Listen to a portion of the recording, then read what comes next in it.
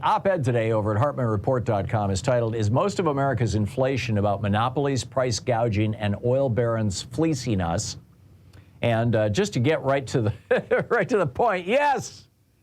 What we're finding, and Katie Porter did a great job of pointing this out in a video and a tweet. I embedded the tweet into my article today, that 54% of the inflation America is experiencing right now is from excess corporate profits. Corporate profits way over and above anything that we've seen in since the 1930s, since the last Republican Great Depression.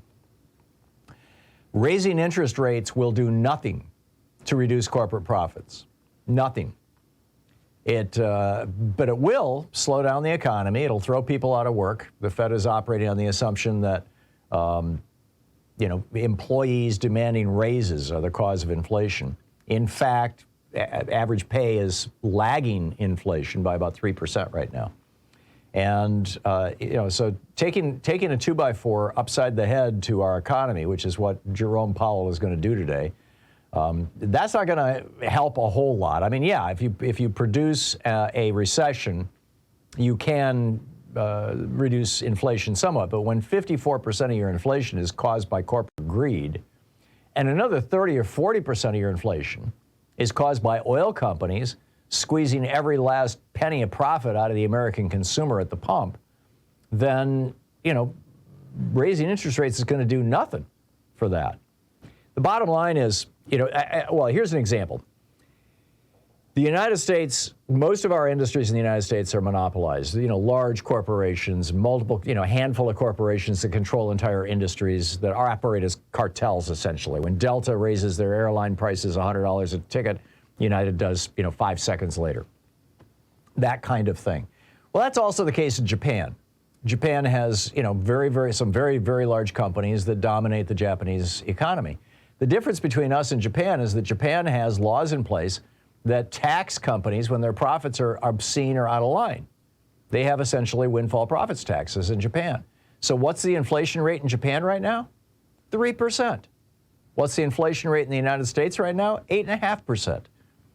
And like I said, the 54% of that, according to Katie Porter, is directly from corporate profits.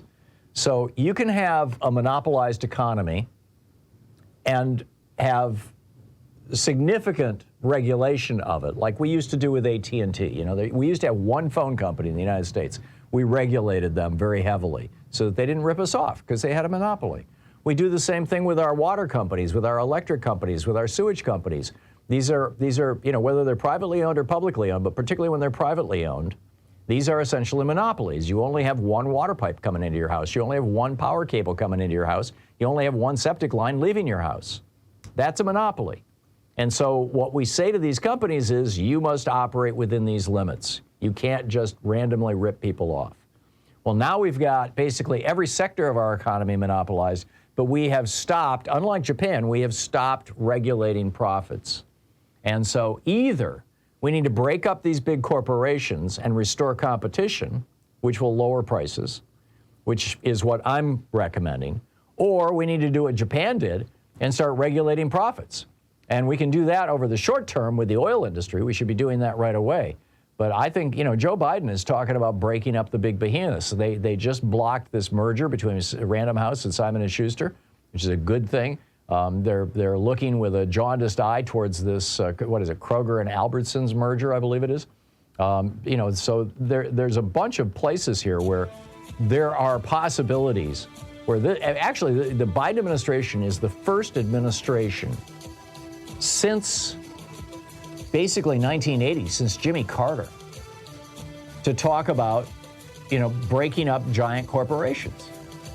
Reagan, of course, in 1983 directed the FTC, the DOJ, and the FEC to stop, or the whatever it is, to stop enforcing the antitrust laws. That's how we got in this mess.